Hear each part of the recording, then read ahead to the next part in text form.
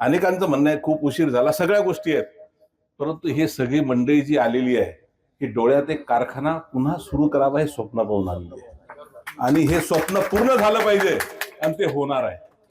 आपण छत्रपती शिवाजी राजांच्या भूमीत जन्माला आलो आहोत.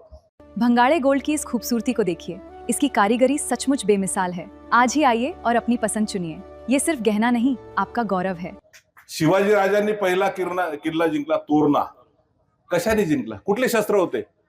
एकही शस्त्र नव्हतं. दगडांनी जिंकलेला जगातला एकमेव किल्ला तोरणा होता.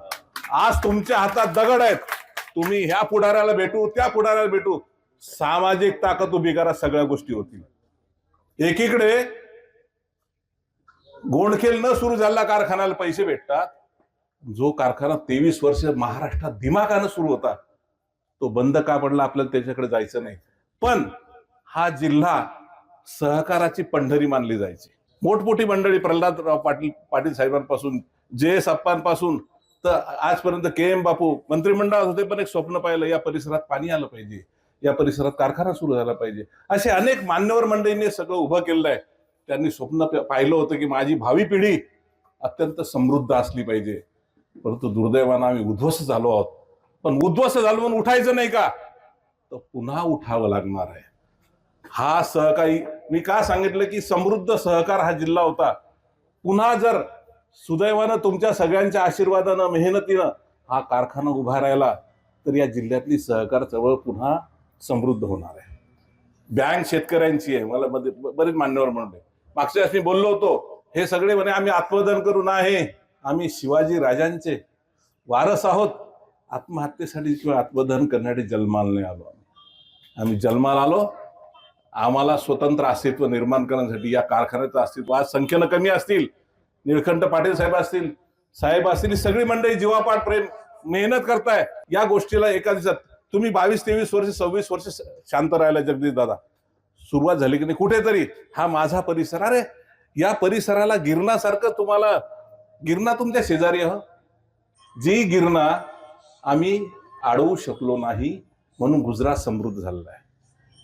जी तापी आम्ही जास्त अडवू शकलो नाही म्हणून गुजरात समृद्ध झालं आणि उद्ध्वस्त होत गेलो. आजही गिरणेवर धरण होऊ नये म्हणून प्रयत्न चाललेत. का माहित आहे का? फक्त काही हरामखोरांच्या रेतीचे धंदे चालले पाहिजेत.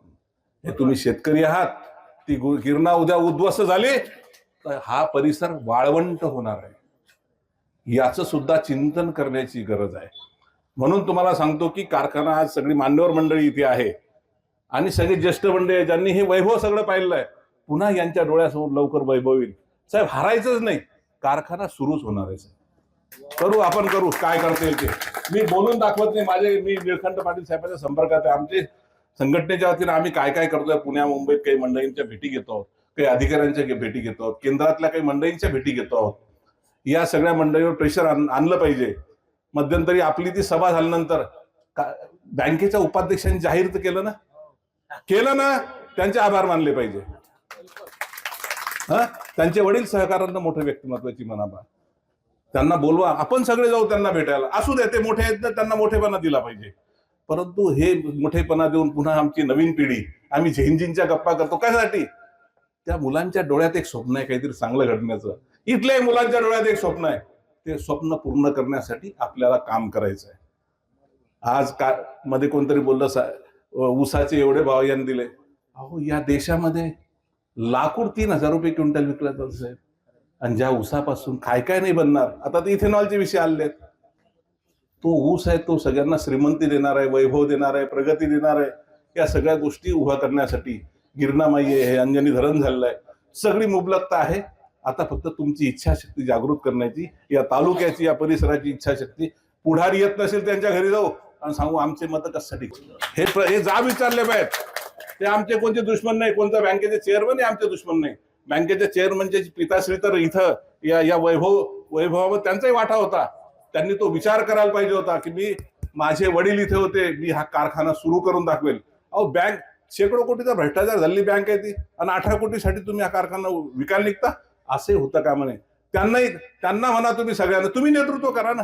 इथं नेतृत्व करण्यासाठी कोण नाही, तुम्ही संजय पवार साहेबांनी नेतृत्व करावं, आमचे आमदार साहेबांनी नेतृत्व करा, सगळ्यांनी करावं. एका जीवानं इथला शेतकरी तुमचाच आहे, तुमचा नात्यागोत्यातला आहे, शेजारी आहे, सगळं आहे. हा पुन्हा वैभवात आला पाहिजे. इथली जी एक पिढी हे गाव सोडून गेलेली आहे.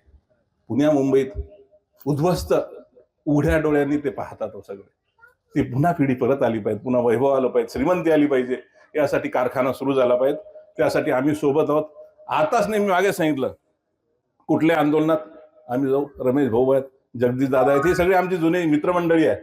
सातत्याने यासाठी काम करूया. जाताना एवढं सांगतो, उष्ण काल होता होता काळ रात्र झाली, अरे पुन्हा आयुष्याच्या पेटवा मशाली. धन्यवाद.